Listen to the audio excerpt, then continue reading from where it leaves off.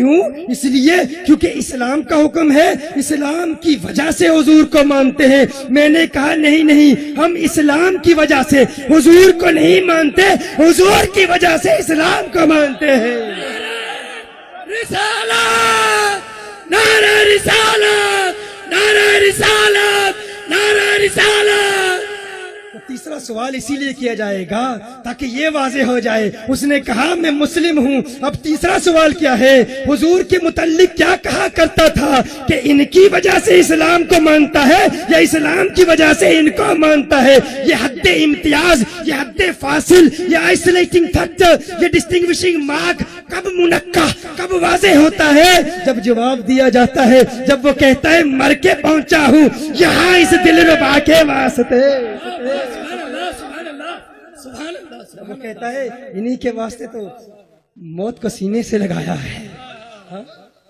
تو کیسے کہتا ہے کوئی فرق نہیں ہے؟ تو کہتا ہے ہم اور مصطفیٰ کریم صلی اللہ علیہ وسلم میں فرق نہیں ہے، حضور ہماری طرح، ہم حضور کی طرح۔ میں تجھ سے پوچھنا چاہتا ہوں تو کیسے یہ دعویٰ کر سکتا ہے؟ تو آخر کس اعتبار سے حضور کی طرح ہے؟ تو کیسے حضور کی طرح ہے؟ تجھے فرق نظر نہیں آتا؟ تو اپنی عبادات کو دیکھ، تو اپنے انداز تکلم کو دیکھ، تو اپنی گفتار کو دیکھ، تو اپنے کردار کو دیکھ، اپنے چہرے کو دیکھ، یہ منہ اور مسور کی دال، تو اپنے چہرے کو دیکھ، ان کے چہرے میں سورج تیرتا ہے۔ حضور کے صحابہ فرماتے ہیں کأن الشمس تجری فی وجہہ، حضور کا حسن ایسا ہے کہ ان کے چہرے میں سورج تیر رہا ہے۔ تو کہتا ہے میں حضور کی طرح، حضور میری طرح۔ اپنی عبادت کو دیکھ لے، اپنی نماز کو دیکھ لے، تو اپنے کلمے کو دیکھ لے۔ تو کلمہ پڑھتا ہے لا الہ الا اللہ محمد الرسول اللہ، حضور کلمہ پڑھتے ہیں لا الہ الا اللہ انا رسول اللہ۔ تو کلمہ پڑھتا ہے اللہ کے سوا کوئی معبود نہیں، محمد اللہ کے رسول ہیں۔ حضور کلمہ پڑھتے ہیں اللہ کے سوا کوئی عبادت کے لائق نہیں، میں اللہ کا رسول ہوں۔ تیرا کلمہ حضور کے کلمے کی طرح نہیں، تیری نماز حضور کی نماز کی طرح نہیں۔ تو نماز پڑھتا ہے، کتنی نمازیں فرض ہیں تجھ پر؟ 5 نمازیں فرض ہیں۔ حضور کے لیے فرمایا وَمِنَ اللَّيْلِ فَتَحَجَّدْ بِهِ نَافِلَةً لَكَ، حضور پر 6 نمازیں فرض، تجھ پر 5 نمازیں فرض۔ تیری نماز حضور کی نماز کی طرح نہیں، تیرا روزہ حضور کے روزے کی طرح نہیں۔ تو نفلی روزہ رکھتا ہے، سحری بھی ہے، افطار بھی ہے۔ حضور نفلی روزہ رکھتے ہیں، صوم وصال رکھتے ہیں، نہ سحری ہے نہ افطار ہے۔ صحابہ نقل کرنے کی کوشش کرتے ہیں، نحیف ہو جاتے ہیں، کمزور ہو جاتے ہیں، ٹانگوں پر کھڑے نہیں رہ سکتے۔ حضور فرماتے ہیں کیا کر رہے ہو؟ آپ کی نقل کر رہے ہیں۔ حضور فرماتے ہیں ایکم مثلی، ایکم مثلی، ایکم مثلی، لست کہیئتکم، لست مثلکم، کون ہے تم میں میری طرح؟ میں تمہاری طرح نہیں، تم میری طرح نہیں۔ بخاری کی حدیث، صحیح مسلم کی حدیث، حضور ہماری طرح نہیں، ہم حضور کی طرح نہیں۔ تیرا کلمہ حضور کے کلمے کی طرح نہیں، تیری نماز حضور کی نماز کی طرح نہیں، تیرا روزہ حضور کے روزے کی طرح نہیں، تیری زکوٰۃ حضور کی زکوٰۃ کی طرح نہیں، تیرے ارکان اسلام 5، حضور کے اس ارکان اسلام 4۔ کیا تو جانتا ہے حضور پر زکوٰۃ فرض ہی نہیں ہے؟ میرے ڈیٹیل لیکچرز ہیں اس موضوع پر کہ اسلام کے احکام کے پیچھے سبب کیا ہے۔ ہر کیوں کا جواب مقاصد شریعہ کی روشنی میں ہم بیان کرتے ہیں کہ فلاں حکم اگر ہے تو کیوں ہے؟ فجر میں اگر 2 رکعت فرض ہیں تو کیوں ہے؟ ظہر میں اگر 4 فرض ہیں تو کیوں ہے؟ اگر 2.5% زکوٰۃ فرض ہے تو کیوں ہے؟ 3% کیوں نہیں؟ فجر میں 3 رکعتیں کیوں نہیں؟ ظہر میں 3 رکعتیں کیوں نہیں؟ مغرب میں 4 رکعتیں فرض کیوں نہیں؟ کیوں کے جواب میں ہم بہت کچھ بیان کرتے ہیں، لیکن یہ نقطہ ذرا وزنی ہے۔ لیکن آج گل بہار میں بہار آ چکی ہے، آج گل بہار میں بہار آ چکی ہے، آج آج آج گولی مار کے پڑوس میں بہار آ چکی ہے۔ گولی مارنے والے ختم، دہشت گردی ختم، آج عاشقوں کی بہار ہے۔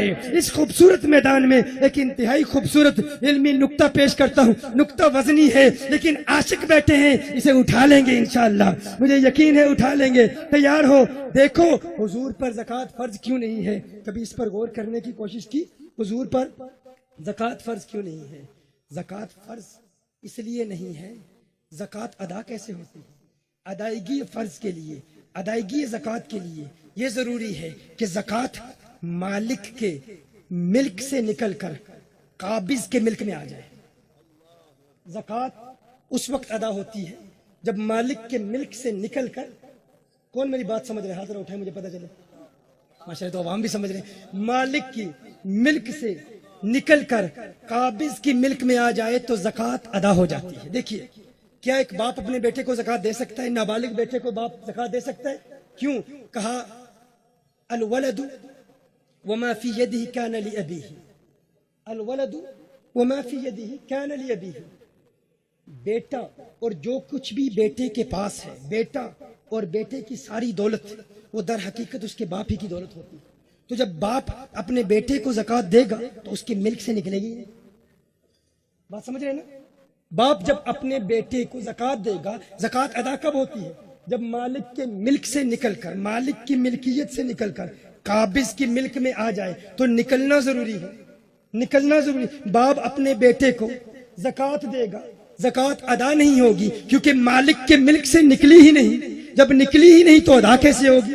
اسی طرح العبد وما فی یدہ کان لمولاہ، ایک غلام، ایک غلام جو کچھ بھی اس کا مال ہے، غلام کے پاس جتنا بھی مال ہے، جتنی بھی دولت ہے، در حقیقت اس کے آقا کی ہے، در حقیقت اس کے آقا کی ہے۔ اب کوئی آقا اپنے غلام کو مال دے گا، زکات دے گا، تو وہ زکات اس کی ملک سے نکلے گی ہی نہیں تو ادا کیسے ہوگی؟ یار کیسے سمجھدار لوگ ہو تم، ماشاءاللہ بہت جلد بات کو سمجھ جاتے ہو۔ تمہیں پتا ہے آقا اپنے غلام کو زکات دے ادا نہیں ہوتی، غلام بھی اس کا مال بھی اس کا، آقا پر زکات فرض اس لیے نہیں ہے، ادا کریں گے تو کس کو ادا کریں گے؟ ساری کائنات آقا کی غلام ہے۔ نعرہ رسالت، نعرہ رسالت،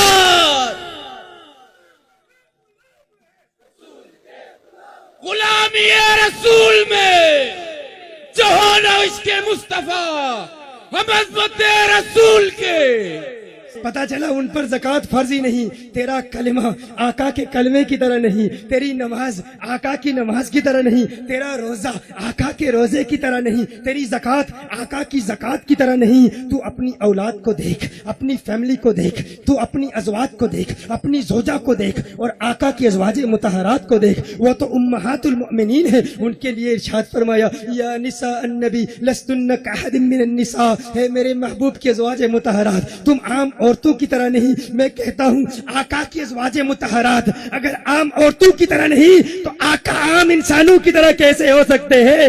ارے تیری زوجہ آقا کی ازواج مطہرات کی طرح نہیں تو اپنے آپ کو دیکھ، اپنے جسم کو دیکھ، اپنے اعضاء کو دیکھ، اپنے ہاتھوں کو دیکھ، اپنی انگلیوں کو دیکھ، اپنی آنکھوں کو دیکھ، اپنے تھوک کو دیکھ، ذرا تھوک کر دیکھ۔ تیرے تھوک کو جو دیکھے گا نفرت محسوس کرے گا، کراہت محسوس کرے گا، متنفر ہو جائے گا۔ تیرے تھوک پر کوئی تھوکنے کے لیے تیار نہیں۔ اور آقا کا لعاب دہن کیسا ہے، میرے آقا کا لعاب دہن کیسا ہے؟ حضرت سعد بن معاذ کو زخم ہوتا ہے، آقا کا لعاب دہن زخم پر ملتے ہیں، شفا یاب ہو جاتے ہیں، ان کے لعاب دہن سے لوگوں کو شفائیں ملتی ہیں۔ تیرے تھوک پہ کوئی تھوکنے کے لیے تیار نہیں، پھر بھی کہتا ہے وہ میری طرح ہے۔ تو اپنے خون کو دیکھ لے، تیرا خون نجاست غلیظہ ہے، کپڑے پر لگ جائے نماز ادا نہیں ہوتی۔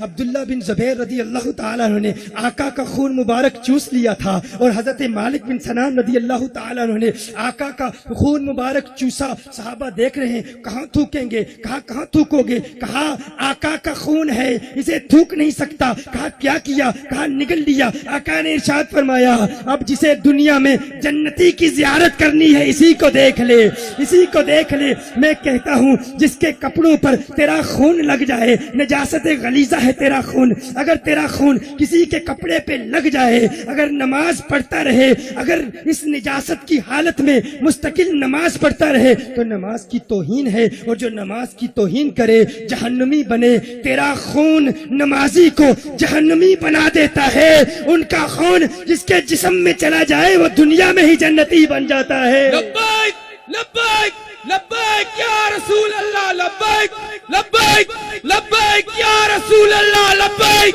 لبیک لبیک یا رسول اللہ، لبیک لبیک لبیک یا رسول اللہ۔ अपने पसीने को देख ले, तेरे पसीने से बदबू आती है, तुझे पसीना आ रहा हो, लोग कराहत महसूस करते हैं, नफरत करते हैं, मेरे आका आराम फरमा रहे हैं। सही मुस्लिम की हदीस है, उम्मे सुलैम रदी अल्लाह ताला अन्हा मेरे आका का पसीना जमा कर रही हैं। मेरे आका आंख खोलते हैं, फरमाते हैं मा तस्नईन या उम्मे सुलैम, है उम्मे सुलैम तू क्या कर रही है? उम्मे सुलैम अर्ज करती है या रसूल अल्लाह सल्लल्लाहु अलैहि वसल्लम नरजू बरकतहु लिसिबियानिना, आपके पसीने से अपने बच्चों के लिए बरकत जमा कर रही हूँ, उनके पसीने से लोगों के बच्चों को बरकत मिलती है, तेरे पसीने से बदबू आती है, तू फिर भी कहता है तू मुस्तफा की तरह है। तू कैसे मुस्तफा की तरह है? तू किस एतबार से आका की तरह है? तू अपने नाक की गलाजत को देख, तू अपने नाक को साफ कर, तेरे नाक से गंदगी निकलती है। सही बुखारी की हदीस है, उर्वा कहते हैं मा तनखम रसूलुल्लाह सल्लल्लाहु अलैहि वसल्लम नुखामतन इल्ला कद वक़अत फी कफ्फि रजुल मिनहुम फदलक बिहा वजहहु व जिल्दहु। अरे हुजूर, जब भी नाक मुबारक साफ करते सहाबा आका के नाक की रतूबत को अपने चेहरे पे मल लिया करते, अपने जिस्म पर मल लिया करते। आका वजू फरमाते, वजू का पानी आका के जिस्म से जुदा होता, सहाबा एक दूसरे से झगड़ते कि आका के वजू का पानी जमीन पे ना गिरे, अपने जिस्म पर मलते, बरकतें हासिल करते। अरे तेरे नाक से गंदगी निकलती है, उनके नाक से भी नूर निकलता है, उनके नाक से भी नूर निकलता है। तू कैसे कहता है तू मुस्तफा की तरह, मुस्तफा करीम तेरे तरह? अरे तू अपने हाथ को देख ले, तू किसी बच्चे के सर पर हाथ रखे, बच्चे को कुछ नहीं होता। इब्ने हजर अस्कलानी फरमाते हैं मेरे आका के हाथ से नूर की कुछ ऐसी शुआएं निकलती थी, जब आका किसी बच्चे के सर पर हाथ रख देते, आदतन जिस बच्चे का कद जितना 2 सालों में बढ़ता उतना ही कद 1 साल में बढ़ जाता। अब यहाँ एक और बात आपको बता दूं, सोलर एनर्जी का नाम आपने सुना होगा ना? आप जानते हैं शमसी तवानाई क्या है? सोलर एनर्जी पर आजकल तो बहुत तहकीक हो रही है। साइंसदान कहते हैं अगर सोलर एनर्जी के इंजेक्शंस किसी छोटे कद वाले को लगाए जाएं तो उसका कद बढ़ सकता है। सोलर एनर्जी क्या है? शमसी तवानाई है। याद है आपको? सूरज का जलाल और मदीने के चांद का जमाल, याद है वो नुक्ता? आपको भूले तो नहीं है ना? हा? सोलर एनर्जी, वहां से भी लाइट आती है और मेरे आका के हाथों से भी नूर निकलता है। इब्ने हजर अस्कलानी फरमाते हैं मेरे आका जिस बच्चे के सर पर हाथ रख देते, आदतन जिस बच्चे का जितना कद 2 साल में बढ़ता उतना ही कद 1 साल में बढ़ जाता। मैं कहता हूँ सोलर एनर्जी के इंजेक्शन की बातें करने वालों, नूरे मुस्तफा की शुआओं का तज़किरा भी किया करो। ये मेरे आका के हाथ की बरकत है, ये मेरे आका के हाथ की बरकत है। हजरत सलमान फारसी रदी अल्लाह ताला अन्हु के बाग का वाकया भी याद कर लीजिए। सोलर एनर्जी, शमसी तवानाई के माहिरीन कहते हैं अगर सोलर एनर्जी के इंजेक्शन फसलों को लगाए जाएं तो जितनी फसलें आदतन 6 महीने में बढ़ती हैं 10 दिन में उतनी ही बढ़ जाएं। 10 दिन में, क्योंकि ये नूर की ताकत है, ये शमसी तवानाई की ताकत है। हजरत सलमान फारसी रदी अल्लाह ताला अन्हु के बाग में 299 तनावर दरख्त थे। एक दरख्त, एक पौधा छोटा था, मेरे आका ने उस पौधे को हाथ लगाया, उस पौधे को उखेड़ा, निकाला, फिर लगा दिया। मेरे आका के हाथ से निकलती हुई नूरानी शुआओं की बरकत थी। वो पौधा चंद लम्हों में ही उन 299 पौधों की तरह तनावर दरख्त बन गया। मैं कहता हूँ शमसी तवानाई का जिक्र करने वालों, नूरे मुस्तफा के साइंटिफिक दलाइल भी सोचा करो, इन पर भी गौर किया करो।